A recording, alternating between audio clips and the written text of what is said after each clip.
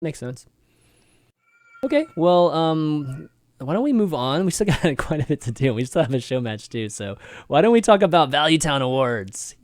And I figured we would do just a little bit of the end of the year type of thing that we've done in the past, which is come up with um,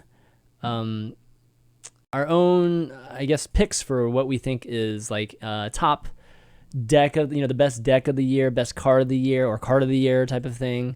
And we came up with 5 things. So we have actually favorite release, favorite tournament, favorite least favorite cards of the year, and favorite deck, and then best streamer. All right, so let's start out favorite release of the year. So this includes expansions or adventures. So that's Old Gods, it's Karazhan, and of course Mean Streets. So Trump, what's your pick for the release of the year? I'm gonna go with Gadget Zen. You heard my enthusiasm for it early on, All but right. the quick recap is, and since we just came from Shaman, like just a month ago, everyone was playing mid-range Shaman. Can you even believe it? Like mid-range Shaman, probably somehow it's like underrepresented by 5% Yeah. now. And that's not just because people are bored with mid-range Shamans, because it is genuinely not that great right now. I mean, it's a valid deck, but there have been the tools made to deal with it, which is very cool. Uh, the thing I Mm-hmm. look for in expansions the most, for releases the most, is something that shakes up the meta. And Mean Streets of Gadsden definitely accomplished that, and it's a diverse meta. And I don't think it's just because it's the first month, even though some of it is because of that. Of I think course. there's a lot of viable deck options. Yeah. Okay, for me, I think I'm going to agree with you. I'm going to go with Mean Streets of Gadgetzan too. It was, I wouldn't say it was like super easy. I think Old Gods was actually a pretty good release too. If you just ignored Yoxeron and you really looked at all the other cards, it was a Sing from pretty, below. yeah. Well, okay, but I think there was a lot of cards that changed meta, or added new things to the meta given what we were going into. Obviously, it was hard to tell because old gods had the standard introduction too, right? Just the changing of those cards.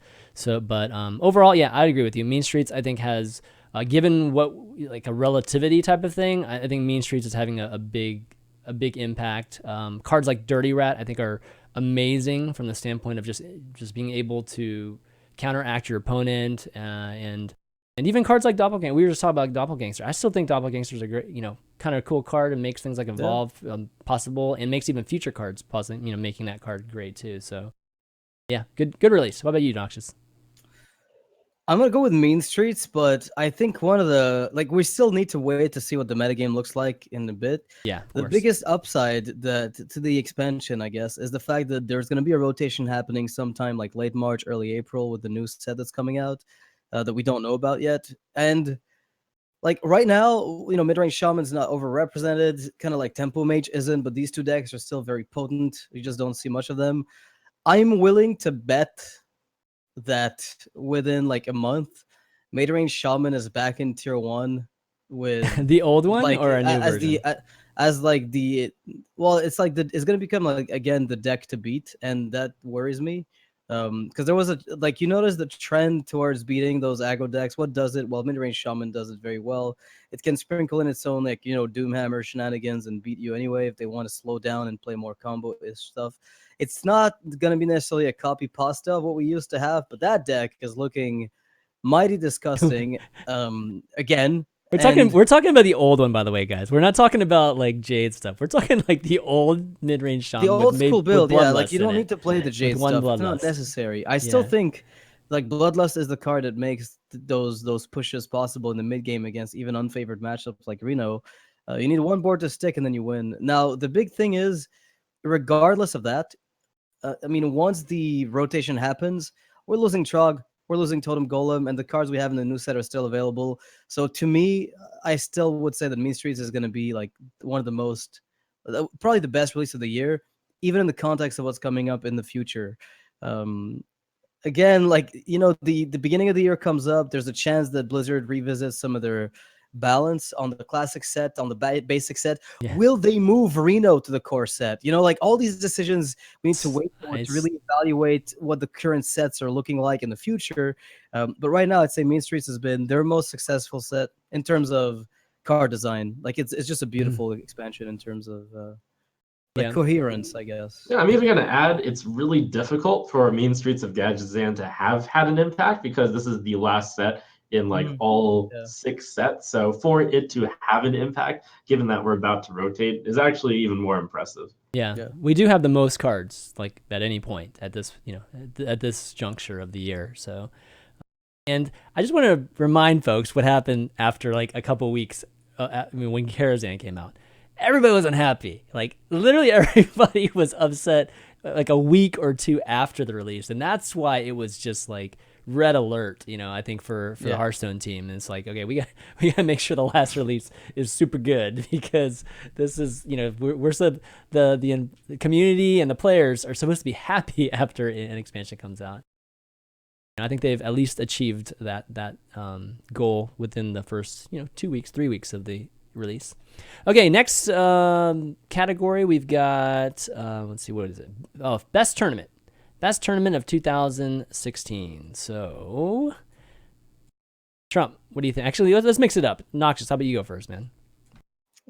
Like based on what I've seen, I'd say like the Seed Story Cup 5 where Frodan just went full bog champ on everyone. Okay, yeah. This is a very memorable event to look at because it came out after the expansion, right? So it had like a bit of a mix up in terms of metagame. Then it stagnated afterwards, but it was still fun at that specific point in time, which was great.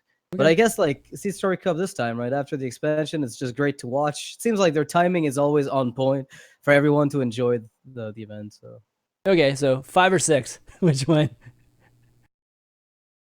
I don't know, man. I was at the 6, so obviously I'm biased. I wasn't at the 5th. All right. What's it, dude? It's just it's just your 6 was opinion. good, man. I really liked it. It was great. Yeah. All right, Trump, best tournament.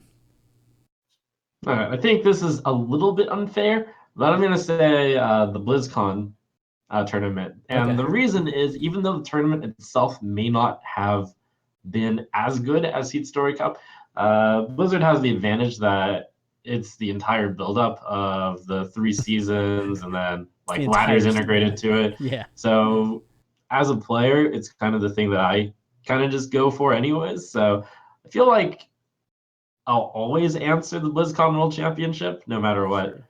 So that's kind of my disclaimer. I know what you mean by that.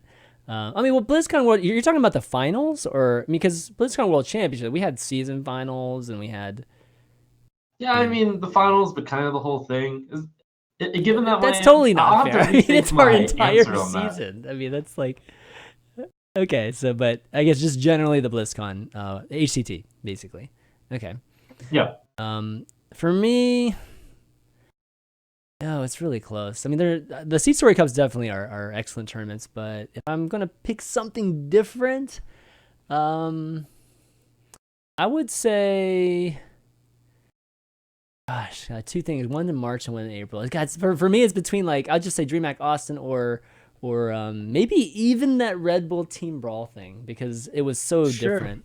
But it started rough, that Team Brawl, but the sealed tournament, but I'll give it to DreamHack Austin just because of that. DreamHack Austin, I was there too, so of course I'm a little bit biased. But with DreamHack Austin, I think it was the first tournament that we got a chance to see the new expansion out, right? Just the people actually run the new decks, and Chalky ended up winning that tournament too. So that was actually really cool, and even Terrence did great too at that tournament. So that was definitely the one that I remember the most, and I think it was my favorite.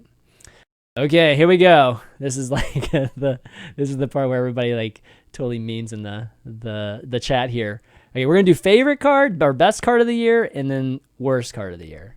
So let's go with the positive. Best card of the year. Yeah, card of the year. All right, so I guess I have to go first on this one. Let me think. Go. Well, do you mean best as in power level or in terms of flavor or just whatever your category is? I mean, or impact on what just everything. Gosh, what? I had one earlier. I was thinking about this earlier. Somebody else go first. Shoot, I'm like totally drawing a blank. Noxious, you go first. Drawing a total blank right now. I guess N'Zoth would be a big thing in terms of power level and potential long-term impact, because as long as there are cards for N'Zoth to use, I think that guy's going to be around for a while and doing a lot of work. Okay, cool. Yeah. Trump? I'll go with Draconid Operative. So Oh, the reasoning behind that is its cool mechanic. Discover is always loved, and spying on your opponent's deck is really cool. But probably most importantly is it's so grossly overpowered. Yet it's like it's an under.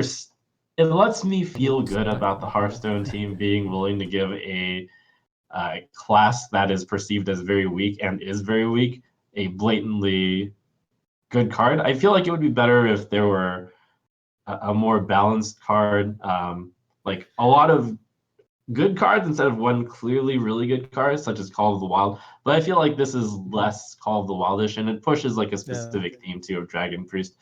Um, I might have changed my mind during my thoughts, but it's a good card still. Okay. Okay, so for me, okay, I remember what I was thinking of for. My initial pick was Spirit Claws, believe it or not. Okay. Just because, so for multiple reasons actually. But it's really close between that and Dirty Rat at this point, and I don't necessarily look at it from the standpoint of just the impact it had, just in the meta this year, but I kind of look at the impact it will have in the coming future. And for Spirit Claws, it's a card that I felt like was, I mean, we brought it up on this show, right? And I remember Ray was like, why are we even talking about this card, right? But I actually think it's going to be super important when Strogan and Totem Golem are gone. And so I think that's really important. It's already had an impact on the meta. People hate it actually right now, but I think that, it's powerful and it will have a long-standing effect. Dirty Rat too. Dirty Rat, I think, is having a bit of an impact right now, but it will, I think, have more and more impact as more control decks start to become popular. I'm going to just say Spirit Claws for now. I'm sure that was a very unpopular pick, but it could be somebody's worst. You're correct in assessing that it's going to be a pretty important card because they are losing a lot of their early game, and that's basically what they're left with. Yeah, it could be somebody's worst card of the year too. So we'll see what happens there. Okay, so worst card of the year. All right, Trump, we'll have you start this one off. I think All right. there's some obvious picks here, but I'm going to say Crook Fu Master. So here's my thought about it. What? Okay. Guys, I figured this one out. Go. Okay. Here's my design philosophy about these things. So I am a fan of expansions having cards which are like near the power curve, not something that's blatantly below the power curve. And if it is blatantly below the power curve, it should probably be like Madame Goya, where it's a really interesting effect, or Mayor Noggenfogger, Super or short, at least in common, arguably Dirty Rat or Street Trickster. It's just I strongly dislike cards that are below the power curve and are uninteresting. Honorable mention goes to the Hog Chopper trio, which has an interesting mechanic, but is slightly like too far below the curve. I think all those would have been really good cards with +1 stat. Okay, so Of some sort. well, I'll preface this category because I wasn't sure. Are you looking at this from like literally the worst card in Hearthstone? No, I'm not. Okay, Because just making sure. Worst card, like there are worse cards. But okay, just making sure. Cool. I guess Groot Fu Master is one of the worst cards. It's pretty bad, dude. But this goes to my like, I don't mind so much about like really good cards which are just overpowered. For example, you might have expected Patches or maybe Small Time Buccaneer. I'm someone who's like perfectly acceptable with powerful cards that are running a lot. I just like finding solutions to them. What I dislike is when expansion slots are taken up by cards that are below the power curve and will never see any play whatsoever. I mean, this is and so don't cathartic. have any like tech applications as well. Yeah. Yep, gotcha. All right, so my picks, or my pick for the worst card of the year. I think my worst card of the year is, gosh, it's close. It's between Purify and it's probably Purify, and that's like an obvious choice. I think a lot of people are like, go. oh, okay. Why do you not like it? So I think it's Purify mostly because of the choice to release that card in Karazhan. And so it's a combination of the decision to choose that card and the card itself. So first off, the card itself, it just doesn't have any application. I mean, it's just nobody's ever used Purify like in a very serious manner. And then secondly, given that we very few cards, very few class cards to release in Karazhan. You know, them choosing to release that card, I think, made that card even worse, made the reaction of the community even worse. If that would have been released in this expansion, you know, without Purify having happened before, it wouldn't have been nearly as badly. It would have been a funny meme, not like an actually angering release. Yeah. So that all those factors lead to being the worst card. Definitely. Yeah, I'll actually fight you on this one. Okay, so, let's go. I'll fight you on this one. Bro made like a video podcast about Purifier or some such, and in it he kind of talked about, we design cards for all players, and there's someone out there who's going to be purifying things, and it turns out that there were that one had some interesting applications. You purify your Eerie statue, you purify your Ancient Watcher, you purify some other stuff. You can do that with silence. That's kind of funny. You so can do that's that with why silence. I think my choice is better of Brookfu Master, in the sense of like I will cards that have no redeeming quality whatsoever. Purify at least is an interesting effect. Oh man, but Brookfu Master. Timing of Purify was awful. But yeah, that's what it led to more. I mean, Purify, you can do all those things with silence. I mean, you can do one of them instead of all of them, I guess, with silence, right? So I mean, we already had something for Priest already. All right, Noxious, let me hear it. Like, how are you gonna argue against this? I'll present to you the card that scrapes the depth of creative bankruptcy. Oh man, Pompous fucking Thespian, dude. Like, Karazhan is an adventure fucking release. Okay. 45 cards, and one of these is a 2-mana 3/2 common with taunt. Like, I actually thought, what? That one's, come on, that's not even close to Purify. Are you serious? It's so much worse than Purify. Like, imagine if the Wuxu Master Donger guy like met with Purify and tried to breed the worst possible like bankruptcy of creativity you could, and it would be Pompous fucking Thespian. This card tilted me. I was emotionally wrecked by it for a week, realizing this game is dead. That's it. I'm done. I'm exaggerating, but this card was like, to me, this card exemplified everything that was wrong with Hearthstone before Mean Streets. Hold on. Okay, I'm gonna give you a what if situation. What if it turned out that Pompous Thespian actually saw play in a competitive deck with you? If it were a 2/3, I wouldn't bitch. That's the stupid part, because I could use that. You can use a 3/2. It's not that much different. It is so much worse. Like, Sparring Partner existed and did nothing. And now, for your own I'm so triggered by that card. I got so triggered, man. Like, I can't even begin to explain to you. I mean, I know legitimate card in budget decks, and it is. Makes the cut in a lot of decks. I'd say that if you were playing Arena Lock, Pompous Thespian would be in your top 50 cards that you top 50 cards. Yeah. Okay. Sure. I don't think that card that's pretty close. Yeah. Even if it was a bad card, one. That's the thing. Like the Wind Fury guy, right? Like, I've actually played him in Constructed, and he's not actually as bad as you'd think. Like, power level wise, he's like a worse Wind Fury Harpy, but he comes down one turn earlier, doesn't get answered, you still push phase damage. Like, it still wins. Sure. Pompous Thespian is not only boring, but it was in an adventure set. Like, that's where, like, just like you get triggered by the 5-mana 3/5 terrible card being released in like this expansion where you're expecting something to be semi-playable. Like, I got so annoyed that like 2.5% of this set was taken by an obviously not interesting card with, like, they could have released that in Mean Streets, and I would have said, okay, this is filler. Imagine if it was a class card. All right. So, at least it wasn't a class card. And they can say, oh, it's meant for Arena. I mean, they can at least give you that reasoning. I rest my case. If you guys don't think that's bad, I don't know. I can't convince you, right? Like, I just can't. It doesn't matter. It's all of our own opinions, anyways. So it's just a fun thing. Okay, so next one, best deck of 2016. So we'll have Noxious. You go first on this one. Power level wise, or just like in terms of what we liked? Just whatever your opinion is. Like, it could be because of power level. It could be because of just. Okay, for the sake of flavor and enjoyment, I'd say Patron Blood Warriors with Arcane Giants. You know, that with the charge deck with the OTK. For the time that it existed, which wasn't very long, unfortunately, that deck was definitely my favorite. by a long shot. Like a week, basically. It was Well, pretty before the nerf short. came in, I forget how it was, but like it was a very short time, and that deck was just really amazing. Yeah, to it was play. great when it was Coming up with the list, brewing like 5 to 6 different lists with slight tweaks. That was some of the most fun I've had in Hearthstone, in the previous metagame environment. Yeah. Okay. Trump? I didn't even hear you on what you were defining Oh. best on, so I'm just. Yeah, just Go whatever ahead. just whatever parameters you want to use. You can use it on All right, like, sure. I'm gonna give a shout out to Crip on this one. So I think the Chansey Priest was a cool idea. Oh That's yeah, the one with Raza and the gadget, the Auctioneer Bardo.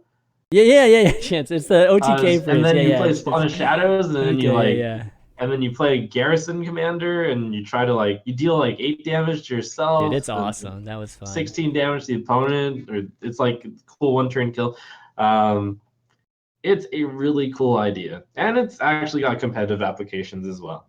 Yeah, Bardo, I mean, the Beardo card is really interesting for that specific reason. And those are the type of cards that are really cool when they make them, and they can be super just fun, just gimmicky decks, or maybe it can be almost good enough that you can figure out a way to make it viable and just to get an extra hero power if the hero power was strong for whatever reason. Okay, I think it is a variable deck though. Like in terms of power level, I'd say this is like that deck is definitely a lot better than people give it credit for. Like a ton better. Yeah. For me, I think I mean just for so folks just know what deck I'm referring to, but definitely there are different versions of it. But I think the Bog Champ Shaman was Bog Champ Shaman for me was because of multiple reasons. Just because first off, everybody at the time was just playing the same Shaman, so like nobody would ever play like a different Shaman. So nobody was really playing control, and many times on the show, me and Noxious were talking about how good Shaman, just control Shaman actually is. It just never gets a chance. And it was cool seeing that happen at Seat Story, especially with Frodan playing it too. I mean, it just added even more to it. Yeah. I mean, Frodan's a good player too. I mean, let's just but having him do that, having him just like demolish people with it, and just having people see Shaman in a different light, I think that had a lot of impact on me, and just seeing different facets of Hearthstone that's not just net decking and things like that. That's a huge thing that I think too many folks do is net deck, and then they don't see just all these great cards that are really out there, and they're only not played because of the formats that we have in competitive. If we had more different formats that would allow for more cards, you could actually see even more of the tools that Shaman has and some of these other classes have. So yeah, anyways, that's the deck of the year for me. It's definitely really, really cool. And then last category is best streamer of the year. And we got two streamers. I mean, I stream a little bit, but not like you guys. So are you guys gonna pick yourselves? I guess is the first question. Okay, no picking. No, I've been a horrible streamer. No picking yourselves. Okay, so I think I go first on this one. Lots of great streamers. I think my personal favorite, probably because of meaning and a lot of other things, is probably Disguised Toast. Disguised Toast for obviously revealing himself. I think that was a huge moment, and for him and for our community, just having him be able to come out of from around the mask for whatever reason it was, and he does some cool things on his stream. He did that whole thing with Day 9 recently with Twitch plays Hearthstone, or Twitch chat plays Hearthstone or whatever, and that was a lot of fun. So he does a lot of innovative things too, on top of just being an entertaining streamer. Let's see, who's next? Trump, how about you go next? I think Disguised Toast was a really good choice. He's in my top 3. I'm gonna pick Savitz. Savitz is a streamer that is really good, and he's entertaining. He talks about things, and he streams like he's gotten a lot more serious about streaming. So I think he is an excellent streamer. Yeah, definitely, probably the biggest riser of 2016. I think streamer wise. Tice as well, I think. Yeah, Tice is Tice. That's true. Tice is up there too. Yeah, I'd have to go with Tice on that one. Okay, so Tice or. Yeah, I'll go with Tice just because of the amount of work ethic he's shown. I think that's a trademark of a great streamer if there's ever been any. Is work ethic plus the willingness to like go the extra mile like Toast does. And Tice feels like, after he did so well the year prior and this year, he didn't just let it go to waste. He seized the opportunity and built something really huge to the point of nearly burning out, I'd say. So um, hopefully, he just sticks to what he's doing, maybe devotes less time to it and goes back to practicing the way that he probably intended to play Hearthstone long term. But I really admire the amount of time and effort he's put into his stream. Absolutely. So good year, definitely a great year of Hearthstone, and from the standpoint of streaming and playing events and cards and everything. So hopefully 2017 brings some awesome events, some great releases, and even better competitive environment for all of us. So yeah. Anyways, I'm looking forward to it a lot. Yeah, exactly. Yeah. Trump, you're going to be getting back in, right? Getting back into competitive. I already am back in. I mean, full out, just like trying to. I already am full out. Okay, scumbag. I know. That said, though, I'm looking forward to this expansion has been really impactful, but the next expansion is going to be even more impactful. Oh my gosh, you like calling me a scumbag when you're the person that told me you were taking a break at the end of last year or this past year. But okay, cool. Yeah, I came back. I know, but I'm just saying, like, it's great to see, like, for the 2017 season that you're going full out. Oh man, jeez. Okay, let's go into a few shout outs real quick for patrons, and we're gonna do some Smilestone real quick after this. But for those of you listening to Value Town on iTunes or on your iPads, iPhone. I do want to give a shout out to some folks that have left some 5-star reviews, because that helps out Valuetown a great bit when people are trying to find Hearthstone on iTunes. So big shout out to Nirvana13A, Skogan86, Kyle Reardon, and LJ3. And if you do want to help out the show and you do listen to it on iTunes, just leave a 5-star review and a nice message, and that helps the SEO when people are looking for it. Let's see, another. This bit, we always give a big shout out to some of our patrons too. You guys are literally the reason why we are able to continue doing the show, and it's awesome. We've made our milestone for 2017, so we're going to be pushing through 2017, and that wouldn't have happened without all of you guys that are able to make pledges or just become one of our patrons. And just want to give a shout out obviously to our huge legend producers at Mike T, Lewis G, and a few others, Raiden, Bobby D, Jacob S, Havoc, William C, Gary D, Albert M, Gregory W, Jonathan V, Grant A, Josh S, Elwood P, Eric Lynn. Big thanks to you guys, man. You guys are amazing. And of course, we've made our most recent milestone, which is this Smile segment, or the Smile Stone. We're going to call it Smilestone because one of our patrons, I think, gave us that idea to start naming it Smilestone. And what we do here, guys, is we spend about 20, 30 seconds giving our best smile for the camera. And, you guys just try to enjoy it. So, all right, you guys ready? All right, here we go. Best smile.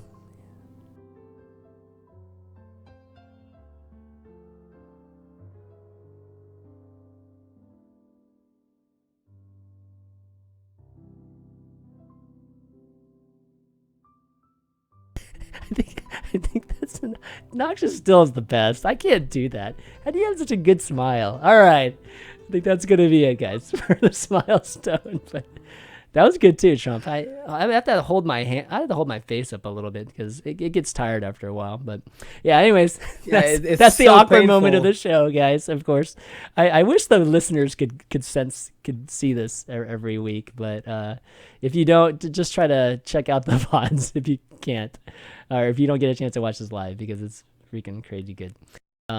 Okay, why don't we move on? I'm trying to push through this so we can get to the show match, because I know the players are waiting already.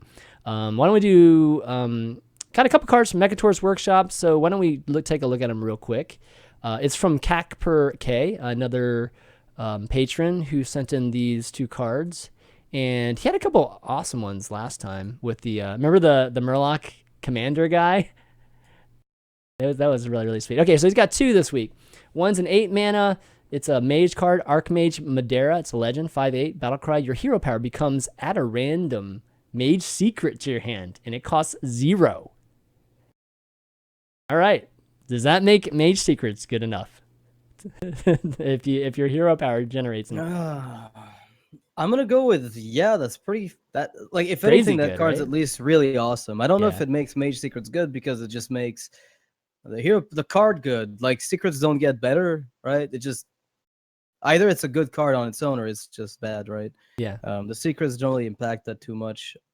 But I mean, the pool of secrets would. But I just like the concept of it. I mean, hell, I'd even go as far as saying you could make this Ink Master Solia and you'd have a card. Like, you could have Ink Master Solia read if you have no duplicates in your deck. Your hero power becomes whatever the hell this is. Yeah. You could give it a name. I would dig a card like that in the game.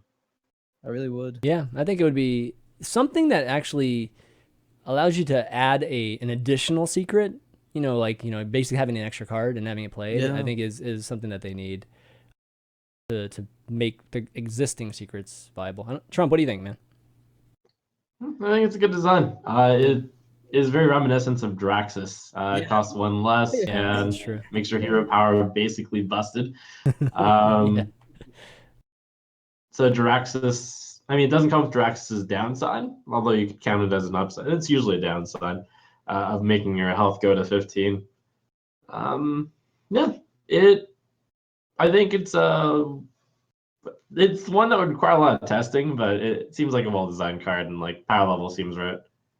Getting ice block over and over and over again. I mean, I will how say triggering this. would that Like, be? this is a cool card. Like the effect itself, I think it's probably worth in Jiraxis to actually win a game in a control mirror, right? Because you'll just 6/6s are they tend to snowball, and this doesn't. Maybe not as much, but the effect is one that I think would be nice to have in the game. Yeah, agreed.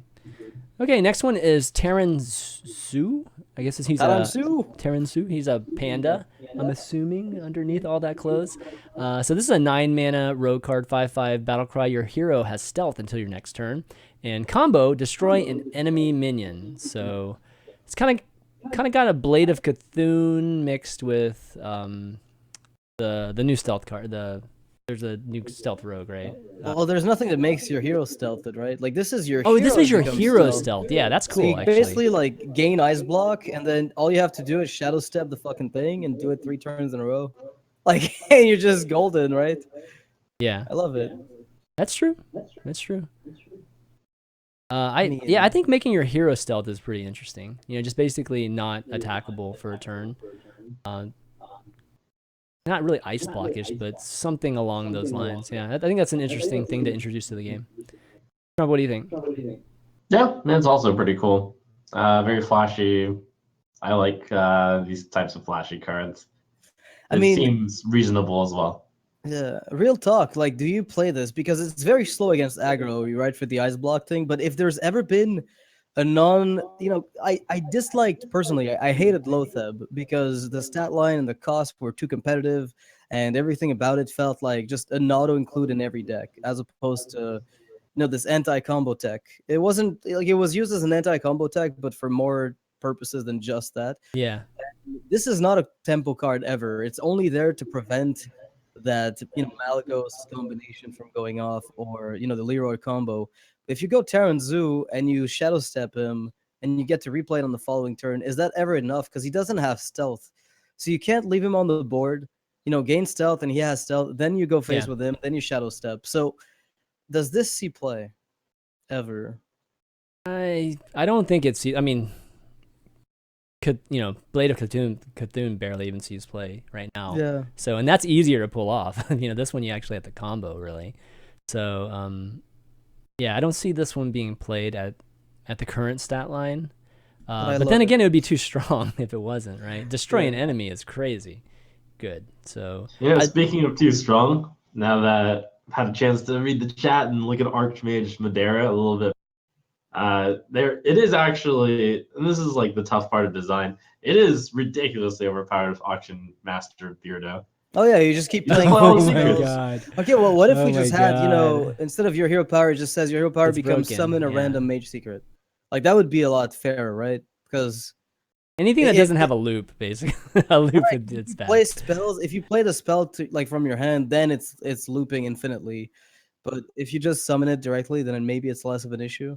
I think that would make it less less problematic design wise. Well, even just making it cost 1 mana, I mean, it's not going to make it loopy. Right? Meh. I think I wouldn't be willing to get a hero power for 2 that gives me a secret for 1 because I don't really get a discount. Yeah. At least not much of one.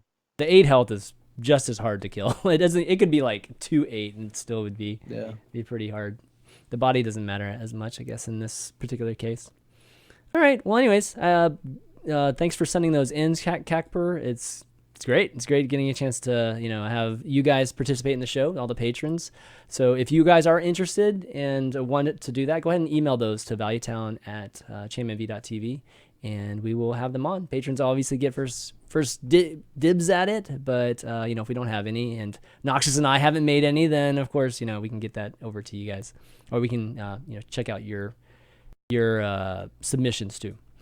All right. Lastly, we're going to do a quick giveaway too. So it's kind of holiday season, and I want to make sure we do our annual giveaway too. And this year we're going to do it for the patrons.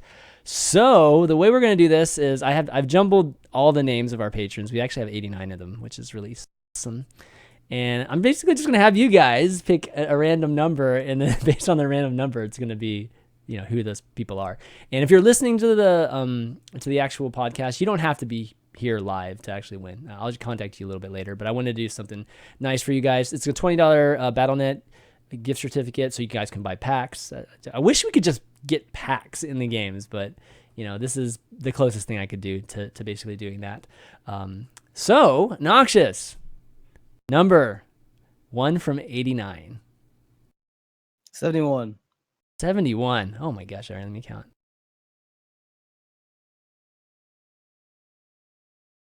Okay, we've got Eli B. All right, so Eli B is the first winner of our giveaway here for a $20 gift certificate to buy some packs for your Hearthstone. And then we've got one more. That's right, Eli B. You can thank Noxious for that one. And then Trump. All right, Peter, I'm looking out for you. Number 24. Peter? Okay, 24. I like if he hits the shot, it's just like the most Peter. awesome I don't think thing we ever. have a Peter. I'm just making sure we like, don't have a Peter Peter. L, you win like, $20 bucks. Cheating? Like, is he cheating here? What's he doing? Okay, let's see. 24, we've got... Okay, we've got Gregory W. All right, Gregory W. Congratulations, buddy. You received, this is Trump sponsored you on this one. No, this is a $20 gift certificate for BattleNet, so you can buy some card packs, and just a little bit of something. And I'm going to be doing a stream a little bit later this week that's going to be dedicated just only to Value Town patrons and subs. We'll see who can hop in, but for the most part, definitely I'll be streaming it. So I'll let you guys know a little bit more about that in the coming future.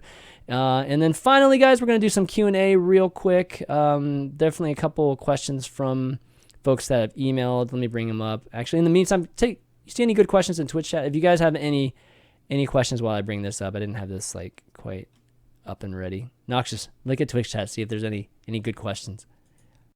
No, not that I can see. It's just numbers being spent. Oh man. All right. Okay. Give me 1 second. I just have to have the email account up here. Okay. All right. So we got a question from Brenton, and it's titled Wild Nerfs. Why do we see nerfs during balance changes only to cards that will be remaining in standard? It gives an example of Dr. Boom. The general question again is, why do we only see nerfs during balance changes to cards? Why ignored wild? Just because it won't be in competition alone doesn't convince me. Okay, so it's just a general question about balancing wild. Should they balance wild? I'll ask a better question. Okay, will they? Can they balance wild? They can, of course. Anything's possible. No. Anything's possible. No, you say that like it's a 1 in 1,000, anything's possible. Like 1 in a million chance. The truth is, there are too many variables entering wild at any given time. I feel like the possibilities branch out endlessly whenever a new set comes in, and I'm not like, unless the power creep, is so brutal that the new sets are the only playable cards in wild. Even like there is a good amount of pirate, in wild right now. You'd be surprised, but it's true, and I don't really know that you can balance a metagame with such, like, I don't know, such a wide array of cards. I'd say, though, that they could eventually just balance for outliers, But like, what do you do? What do you nerf right now in Wild? Like, what is an outlier that is so obscene that you'd have to cut Yeah. it out? Yeah. What do you think, Trump?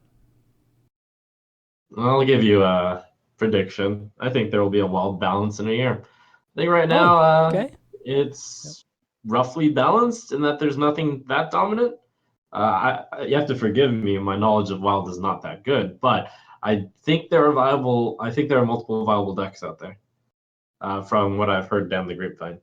Yeah, Okay. there Well, is. that's be awesome. I I didn't mean, know that they like, were going to. it's so healthy that there's actually a debate in the community about whether or not shifting shade or shredder is better in the Zoth Priest. Like, the point is, there's actually a discussion ongoing about the meta game, right? Like the question of, do I want to beat control? Do I want to beat aggro? What do I put in my deck? And so there is a community that does focus on wild. It's just not one that you hear about much. And if you're a part of that wild community and you're looking for balance changes, then I'd be really curious to see what those are. I mean, I agree some cards can be a bit oppressive, but I think those are mostly going to be in the classic set. You know, stuff like, Tyrion, Ragnaros, Sylvanas that you just see over and over, no matter the format. Agreed. Now, this is a much bigger discussion than, hey, this card from Nax is oppressive right now. Can we please cut it out? Yeah, agreed. It's just hard. Yeah, I'm actually very pleased to hear that they're gonna. I mean, that you think that they'll do it in the next year, because if that's true. I mean, that is a pure prediction for me, and the only reason why I say next year is because I predict somewhere in the next 3 sets there will be something that unbalances wild. Breaks. Yeah, Just breaks for sure. wild. Yeah, okay. Hey, it has to. I mean, statistically, at some point, we're gonna get a degenerate combo. Like, we're gonna get something completely ridiculous. Yeah, I guess the whole thing is, as long as they're looking at the stats in wild, it's not something that's being overlooked at all. Then, yeah, I mean, they can always take a look at certain cards that aren't even in standard, right? It's just purely be a wild change, and like change Dr. Boom. I don't know, just throwing out an example. Yeah, they did something preemptively already. I don't Master of Shadows, right? We haven't seen the imbalanced Master of Shadows in standard yet, but I'm guessing that they balanced it in preparation for something that is going to come up. Yeah, probably in the next expansion. True. That's true. Okay. Auction Master Beardo. No, I'm just Auction Master Beardo. Like, let me hero power down. Exactly. Draw card. All right, last question here from Ahmed N. Greetings from the land of ancient watchers. He always leads with that. Why do tournaments have fixed deck system? I think it's more fun if players build them on the fly. He's got kind of a three-prong question. Why for some reason there's no deck trackers for any tournaments? And then why is there no team tournaments like Red Bull Sealed where teammates argue about their plays? I found that more entertaining than BlizzCon. Okay, so first off, why do tournaments have fixed deck system? I think that's just a standard. What else format. would you have? Yeah, I think that's. I mean, I guess he's talking about Draft, more of like more of a sealed type of environment, or draft, or it's just a standard format. I mean, I think it's a accepted standard format for TCG game, just TCGs, and it's easier logistically as an event organizer to have an event with fixed decks too. I think that's the biggest reason. Actually, it's probably logistical more than anything else. Yeah, seems logical. I mean, one of the things too is that if you're looking for a meta game, then you can't have just draft formats be your main events, because that would probably be a bit difficult to manage. I feel like, at least. Okay. So cool. Yeah, I like the if you go constructed, you need a meta, you need fixed deck lists, and I think right now the problem too is that if you want to allow for sideboards on top of it all, then it's even more difficult, because how many cards do you really sideboard in Hearthstone? Maybe at some point we get like such a wide array of cards that we can sideboard, MC Tech in and out, and it's not the obvious go-to. But for now, it seems like there's very few tech cards, and you'd go for them all the time. Yeah, I think I'm giving up on sideboarding for now after talking to more and more people, and they're having some very, very good, very good reasons as to not do it. Second reason, why there are no deck trackers for any tournaments. Speaking of which, we are going to have deck tracker in our show match that's coming up in a second. So I agree. Why don't we have deck trackers? I absolutely agree. Like, we used to have deck trackers back in the day. Trump, remember iHearth used to have their King of the Hills, and even just my I think maybe in my first Deck Wars we even used to do deck tracker back in the day. Didn't we? I thought we did back then, and we haven't seen it since then. And I don't know if Is there a reason that you guys think? Is it better for spectators not to see the decks being played, or what do you guys think? I think that's a valid option to display.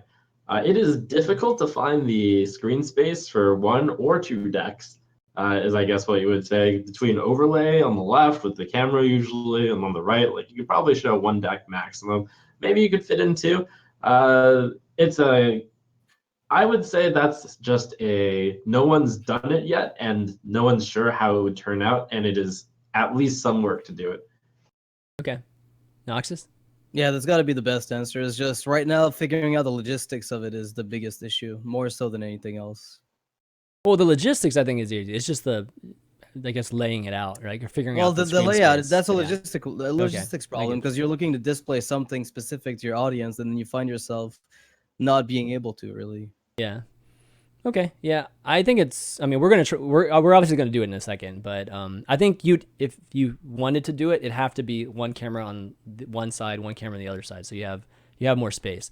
The typical camera on both sides, like the left side, it wouldn't work. Just because there's no space. Why are there no team tournaments like Red Bull Sealed, where teammates argue with their plays? It's just hard to organize team tournaments. We've seen Archon, obviously, just a Moz team Trying like trying to kickstart it. It's expensive to fly people, like a whole team of people, like to certain areas. It's hard to organize week to week type of league matches, or even just a tournament, right? So I think it's mostly a cost thing. And is it really worth it? Versus for the players involved, right? Like you need to give them a reason to not stream or to not do like whatever tournament they've got planned on their own. Yeah, want to play with their team instead. That's the tough part. I think it's like the value proposition is just not good enough for most players. Yeah, agreed. Totally agree. Okay, well, I think let me double check to see if these guys are ready to switch over to the show match soon. But I think what we're gonna do, guys, is we're going to kind of like do our shout outs and kind of end this portion of the show, and then we'll flip over to the show match. But that's gonna require the stream going down for a second, so you guys hopefully won't go away during that time. But let me see what he's saying here. Actually, in the meantime, let's take one last question and then okay, question about Dirty Rat. Adam C asks, I've been playing a lot of Reno Lock lately, and Dirty Rat is a great addition to my deck. My strategy's been to hold Dirty Rat for a late combo, Twisting Nether, Mind Control Tag, whatever, and try to mess up late game. I've been screwed up, especially playing that Coon Druid many times. What are your thoughts on when to play Dirty Rat? Should it be saved for late game, or is it good to play it at a very early game tempo play? Do you keep it in Mulligan, or do you throw it back? What do you guys think? Trump? Well, that's beautiful. That's the beautiful thing about Dirty Rat. It's like a really flexible card. You might want to keep it if you have a read that your opponent's a super aggressive deck, played on turn 2. Yeah. But in the most case, you'd want to throw it back and do exactly what you just said. You want to keep it until late when they probably do have pieces of the combo, and they've probably used like their supporting cards first. Yeah. So that is the best use for Dirty Rat in general. Do you pretty much just save it for the twisting play a lot of times, or like turn 10, Dirty Rat twisting, or do you? Well, Dirty Rat, Taunt Doomsayer, Dirty Rat, MC Tech. Like, there's so many little things you can do with it, right? Yeah. Okay. Yeah, I agree with that too. I think like you get minimal value playing it early on, and a lot of times you just don't. I mean, you run the risk of them dropping something huge and then you just losing after that, versus them dropping something small and you just getting an incremental, advantage there. So, yeah, I think it's very good to drop it late. But trying to get a hold of these guys. I don't know where they are, but in the meantime, why don't we do some shout outs? And Trump, it's definitely great having you back. We started the show like a long time ago, like probably 3 years ago now, something like that. I think it started in We're up to number 100 now. I know. It's like, I mean, I missed a year, but a year after, I think we were able to get to number 100. So definitely really cool, and it's great having you back, to help celebrate that. But yeah, you want to do some shout outs before we take off here? Sure. I'm gonna be looking forward to hitting Legend. since I am a Yes. competitive player, not Yes. just legend, top Yeah. legend. Yes, he's a Yeah. competitive player now, guys. He is. Yeah. And shout out to Omen, HP Omen, for sending me a computer so that I can make sure to have the equipment in order to hit top legend. Going to be really important for my Hearthstone play. All right, good stuff. That is smooth. Smooth. That Definitely. is smooth. I like it, man. Expert now. The shout outs. Okay. Where can people find you? I mean, everybody knows where Trump is, right, guys? Where's Twitch.tv/Trump Yeah, SC. pretty much. Yeah. Okay. Noxious, you want to do some shout outs? Where can people find you? Yeah, shout out to Complexity as usual. Yeah. JJ's been putting a ton of practice in. We got a bunch of streamers on the team now. Yes. The team is doing super well. And of course, shout out to you for putting together the episode, number 100. Yes. You've done it. Hopefully You've 100 done more. it. Hopefully As 100 well. more. Came up with an idea is a genius. Yeah, that's a genius. I mean, that smile idea segment is a genius idea, but the most ridiculous thing I've ever seen done in Hearthstone. I mean, it's so absurd, but for some reason, oh god, we're stuck with it. So blame the patrons. That's it for me, man. Blame the patrons. And yeah, of course, I'll thank you guys, obviously, for hosting this show with me just through the 100 episodes. It's been a pleasure and a lot of fun, just all these years. And just a reminder to all the folks watching. I mean, thanks everybody for watching the show, obviously, so far, and the patrons for supporting the show. I mean, literally, the show is like 100% funded by you guys at this point. So it doesn't happen without you guys. And the fact that you guys have come out to support, especially after I, kind of relayed that message, a month or a month and a half ago, and you guys responded by supporting it to, beyond what we needed. It's amazing. And let's see. Okay, looks like, sorry, Firebat was just messaging me. Okay, it looks like we might be having a little bit of tech issues, but I just want to remind you guys, we are doing a show match right after this. Firebat and RDU are going to be battling out in just a fun show match for Value Town, and we have a new format. We got class drafts, and then it's going to lead to bans. I'll explain that a little bit more in just a second, but I just want to let these guys go first. But definitely hang around on the stream, and I'll definitely figure out what's going on with tech-wise, and we'll get it started as soon as possible. But thanks, Trump, Noxious, for hanging out, and I guess I'll see you guys later. Yep. All Peace right. out. Peace out. Later. Toodles.